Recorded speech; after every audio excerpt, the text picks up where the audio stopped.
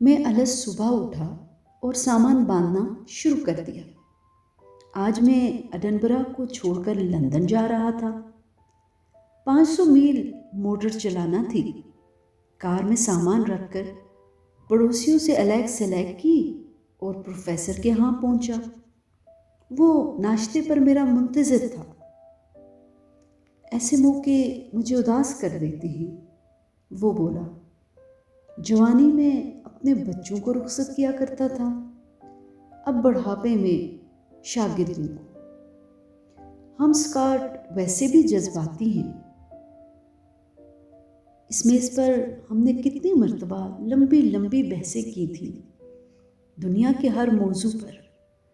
Professor کہہ رہا تھا، 65 برس کی زندگی میں کوئی تجربہ ایسا نہیں جو مجھے نہ ہوا ہو، لیکن جس چیز نے مجھے سب سے زیادہ مسرت پہنچائی وہ ہے صبح صبح چائے کی پیالی اور ایک سگریٹ۔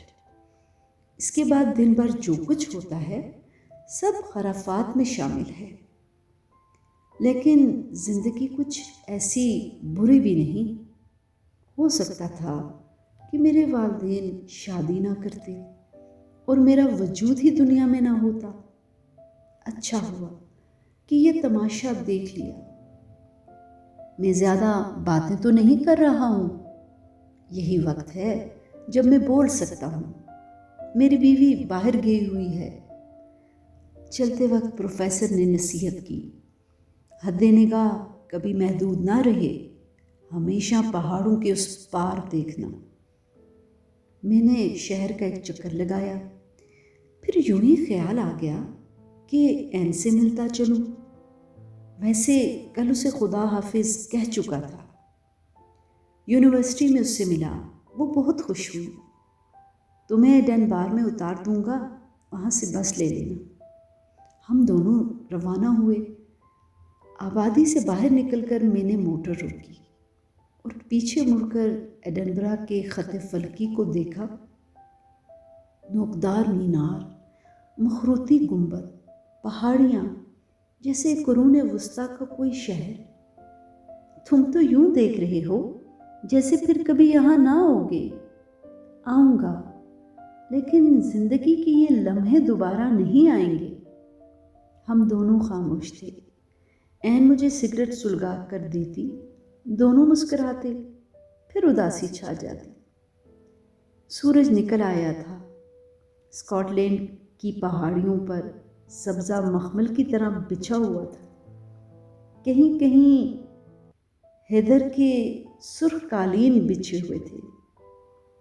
ہم سمندر کے ساتھ ساتھ جنوب کی طرف جا رہے تھے۔ ڈنبار آ گیا۔ میں بیرک سے ٹرین میں چلی جاؤں گی۔ بل کھاتی ہوئی سڑک، نشیب و فراز، سبز پہاڑیاں اور سمندر۔ بیرک آ گیا۔ اچھا، بس نیو کاسل تک، وہاں میں خود تمہیں ٹرین میں بٹھا دوں گا۔ اسکاٹ لینڈ کی حدود ختم ہو چکی تھیں۔ نیلی جھیلوں اور رنگین پہاڑوں کو میں پیچھے چھوڑ آیا تھا۔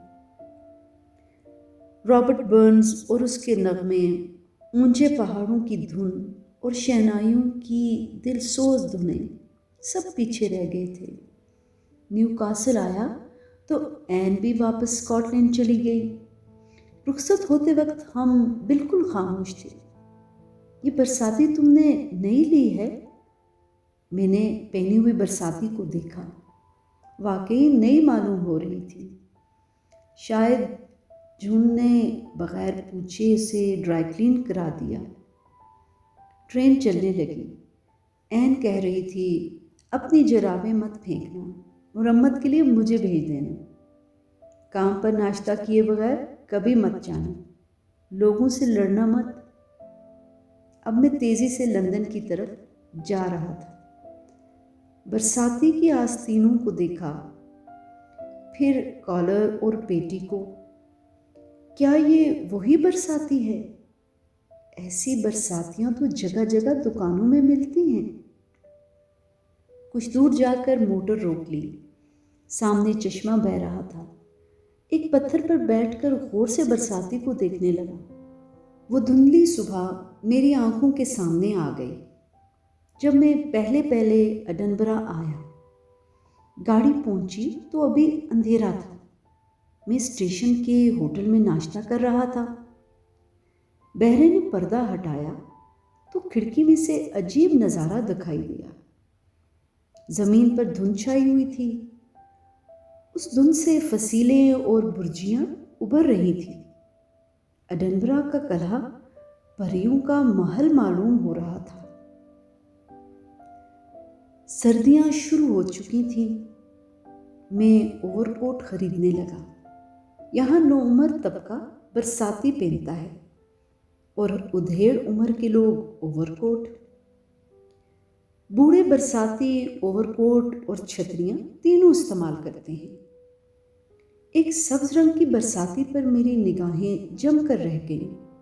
اسے پہنا، پیٹی کو کس کر آئینے میں دیکھا تو خوب چست نظر آنے لگا۔ فوراً اوور کوٹ کا ارادہ ترک کر دیا اور برساتی خرید لی۔ اور وہ دن جب این سے ملاقات ہوئی، اس مغرور لڑکی کو میں نے کئی مرتبہ یونیورسٹی میں دیکھا تھا۔ ہمیشہ اکیلی ہوتی، سب سے الگ تھلگ۔ پاس سے گزرتے وقت ہم دونوں منہ پھیر لیتے۔ یونیورسٹی کے ریکٹر کا انتخاب ہو رہا تھا۔ امیدوار کئی تھے، لیکن اصلی مقابلہ پینسلین کے موجد سر الیگزینڈر فلیمنگ اور آغا خان کے درمیان تھا۔ سب کو یقین تھا کہ آغا خان جیت جائیں گے، لیکن بالکل ذرا سے فرق سے فلیمنگ منتخب ہو گئے۔ دوپہر کو ان کا ایڈریس تھا۔ ایڈنبرا کی پرانی رسم ہے کہ ریکٹر کی تقریر کو صرف ایک شخص سنتا ہے، خود ریکٹر۔ بڑے ہال میں خوب ہنگامہ مچا۔ ہم قسم قسم کی چیزیں لے کر پہنچے۔ سیٹیاں، ڈھول، باجے، بطخیں، کبوتر، رسے، چھتریاں۔ لیکچر شروع ہوا تو کئی طلباء نے چھتریاں لگا لیں جیسے بارش ہو رہی ہو۔ اس گیلری سے رسا پھینکا گیا جسے دوسری طرف باندھا گیا۔ ایک لڑکا اس سے لٹک کر حال عبور کرنے لگا۔ ڈھول بجے، کبوتر چھوڑ دیے گئے جنہیں باہر نکلنے کا راستہ نہ ملا، اس لیے وہ اندر ہی اڑتے رہے۔ میں نے ایک بطخ چھوڑی جو سیدھی ایک لڑکی کے سر پر جا بیٹھی۔ اس نے پیچھے مڑ کر دیکھا، یہ این تھی۔ فلیمنگ کہہ رہے تھے پینسلین کے پہلے تجربے کتوں اور بھیڑوں پر کیے گئے۔ بھوں بھوں بھوں، دیر تک حال میں بھونکنے اور بھیں بھیں کی آوازیں آتی رہیں۔ میرے سر پر ایک پٹاخہ پھٹا۔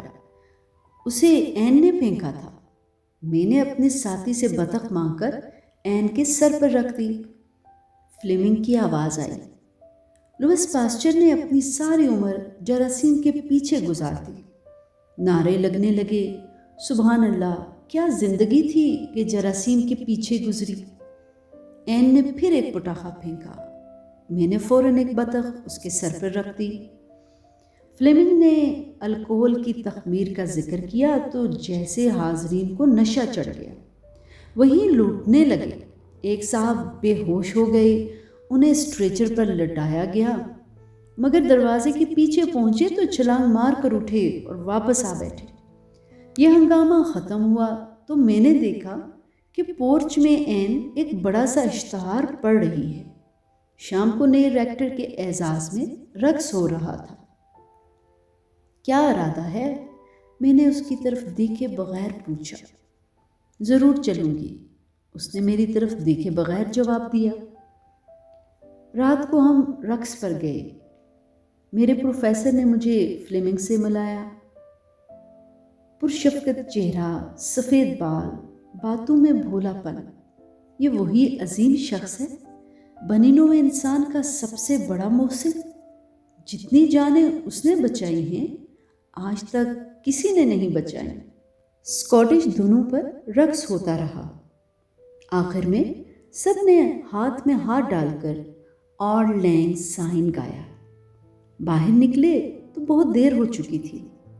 این نے رقص کا ہلکا پھلکا سا گاؤن پہن رکھا تھا، بڑی سخت سردی تھی، میں نے برساتی اتار کر اسے پہنا دی۔ آسمان پر نامعلوم سی روشنی تھی اور چاروں طرف سناٹا، مخروطی برجیاں اور نکیلے مینار تاروں کو چھو رہے تھے۔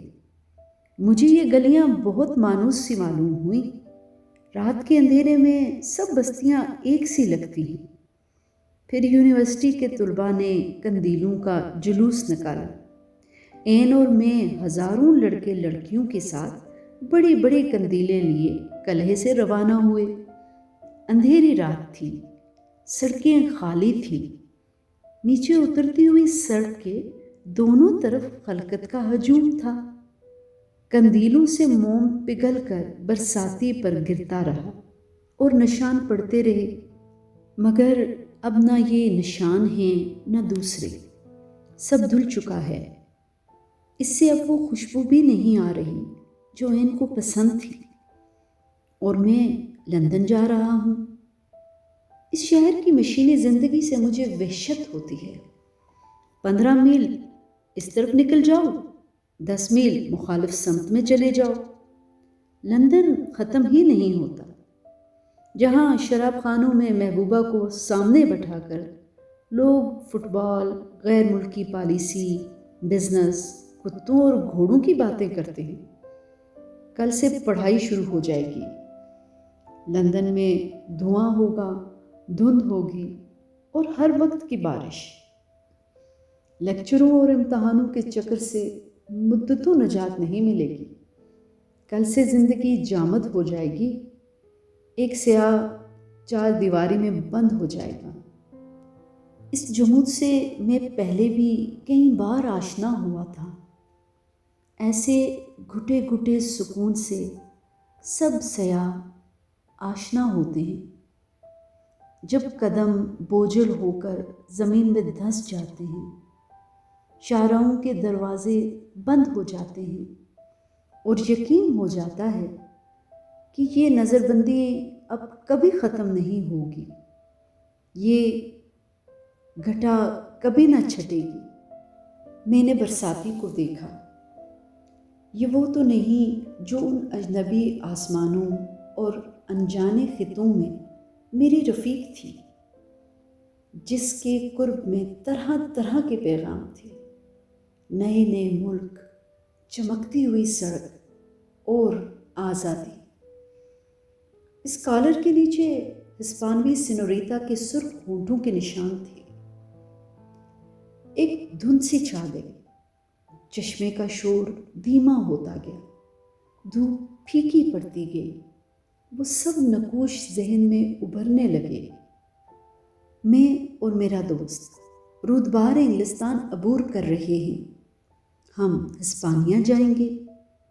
میں اب وہ شرارتی اور بے چین لڑکا تھا جس نے اسکول سے بھاگ کر ایک باغ میں واشنگٹن ارونگ کی کتاب الحمرا کی کہانیاں پڑھی تھی، جسے اندلس نے مسحور کر دیا، جس کے خوابوں میں وہ سہانی فضائیں بس گئیں۔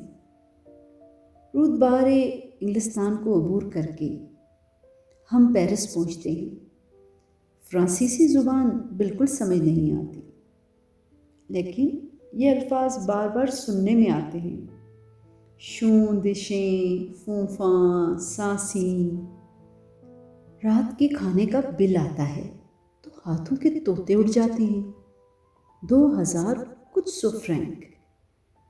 2-3 ایسے کھانے اور رہے تو ساری سیر یہی ختم ہے، لیکن حساب لگاتے ہیں تو کل 2.5 پاؤنڈ بنتے ہیں۔ بڑی فرحت ہوتی ہے۔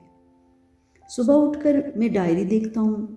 آج کے ضروری کام یہ ہیں: نمبر 1 حجامت، نمبر 2 کالر کا بٹن، نمبر 3 صابن، نمبر 4 نپولین کا مقبرہ، نمبر 5 رومال، نمبر 6 ورسیلز کے محلات۔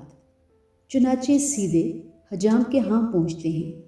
دکان پر لکھا ہے یہاں حجامت اعلیٰ درجے کی ہوتی ہے اور انگریزی بولی جاتی ہے۔ یوں تو سب حجام باتونی ہوتے ہیں، لیکن فرانسیسی حجام کی باتیں سن کر اخبار خریدنے کی ضرورت نہیں رہتی۔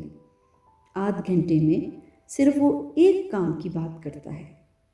جرمن بہت برے پڑوسی ہیں۔ جب کبھی یورپ میں جنگ ہوتی ہے تو اکھاڑے کے لیے ہمارا ملک چنا جاتا ہے۔ لڑتے دوسرے ہیں لیکن دیکھا دیکھی ہمیں بھی شریک ہونا پڑتا ہے۔ جب جنگ ختم ہوتی ہے تو جیتتا کوئی اور ہے۔ آپ کے سر میں مالش کروں؟ نپولین کا مقبرہ جہانگیر کے مقبرے سے ملتا جلتا ہے۔ زبردست ہجوم ہے، شور مچا ہوا ہے، لوگ باتیں کر رہے ہیں، اونگ رہے ہیں، تاش کھیل رہے ہیں، پڑھ رہے ہیں، سودا بیچ رہے ہیں، لیکن مقبرے سے کسی کو دلچسپی نہیں، اور نہ غالباً نپولین سے۔ دوپہر کو 2100 کچھ فرینک کا لنچ کھا کر ورسیلز کے محلات دیکھے ہیں۔ یہ جگہ ایک بہت بڑا ہاسٹل معلوم ہوتی ہے۔ ہمیں فرانسیسی بادشاہ لوئی 14 یاد آ جاتا ہے جو اس عمارت میں 70 برس رہا۔ آخری دنوں میں کافی سٹیا گیا تھا۔ ہسپانیہ سے جنگ کا اعلان کرتے وقت اس نے یہیں وہ شیخ چلیانہ فکرہ کہا تھا۔ اب ہسپانیہ اور ہمارے بیچ میں پیرینیز کا سلسلہ کو حائل نہیں رہا۔ 13 برس تک لڑائی رہی۔ نتیجہ یہ نکلا کہ دونوں طرف کے سپاہیوں کی عمروں میں 13 برس کا اضافہ ہو گیا، اور پیرینیز پہاڑ وہیں رہے جہاں ہمیشہ سے تھے، بلکہ آج کل بھی وہی ہیں۔ پیرس کو غور سے دیکھا تو فرانسیسیوں کی رومان پسندی کے قصے بے بنیاد معلوم ہوئے۔ یہ لوگ اکثر جوڑوں میں باہر نکلتے ہیں لیکن آپس میں کسی سرگرمی کا اظہار نہیں کرتے، بلکہ ایک دوسرے سے کچھ بیزار سے معلوم ہوتے ہیں۔ بچوں کی تعداد اتنی کم ہے کہ نہ ہونے کے برابر۔ یا تو یہ لوگ شادیاں نہیں کرتے یا سخت قسم کے فلاسفر ہیں۔ عورتیں چھوٹے قد کی ہیں، چہرے پر میک اپ اس قدر ہوتا ہے کہ بجائے خد و خال کے صرف میک اپ کے فرق سے پہچانا جا سکتا ہے کہ یہ وہی ہے یا کوئی اور۔ وہ سب رنگ رلیاں جنہیں فرانس سے منسوب کیا جاتا ہے شاید انقلاب فرانس سے پہلے ہوتی ہوں گی۔ ان دنوں یہ لوگ کسی پیچیدہ مسئلے پر ہر وقت غور کرتے رہتے ہیں۔ جب ہم پیرس کا مشہور اوریاں رقص دیکھنے جا رہے تھے تو مجھے جولیا کا فقرہ بار بار یاد آ رہا تھا کہ بھلا ڈاکٹروں کو اوریاں رقص سے کیا دلچسپی ہو سکتی ہے۔ جولیا سچ کہتی تھی، لیکن ہمیں محض روایتاً جانا پڑا۔ جیسے مشرق سے ہرانے والے کے متعلق اہل یورپ کو یقین ہوتا ہے کہ اگر یہ شخص تاج محل میں باقاعدہ رہا نہیں تو اس نے دیکھا ضرور ہوگا۔ اسی طرح یورپ سے آنے والوں سے یہ توقع کی جاتی ہے کہ انہوں نے پیرس کے وہ ناچ ضرور دیکھے ہوں گے۔ سٹیج پر لڑکیوں کو دیکھتے ہی بوڑھے دوربینیں نکالتے ہیں۔ یہ دوربینیں کرائے پر ملتی ہیں لیکن صرف مردوں کو۔ پیرس سے روانہ ہوئے، جونا پارک کے گاؤں سے ہوتے ہوئے ٹورس پہنچے۔ دریا کو عبور کر کے اس میدان کو دیکھا جہاں 8ویں صدی میں ایک فیصلہ کن جنگ ہوئی تھی۔ عرب فرانس فتح کرتے ہوئے پیرس سے صرف 125 میل دور رہ گئے تھے۔ ٹورس کی لڑائی دنیا کی اہم ترین لڑائیوں میں سے تھی۔ عربوں کی شکست نے یورپ کی قسمت کا فیصلہ کر دیا۔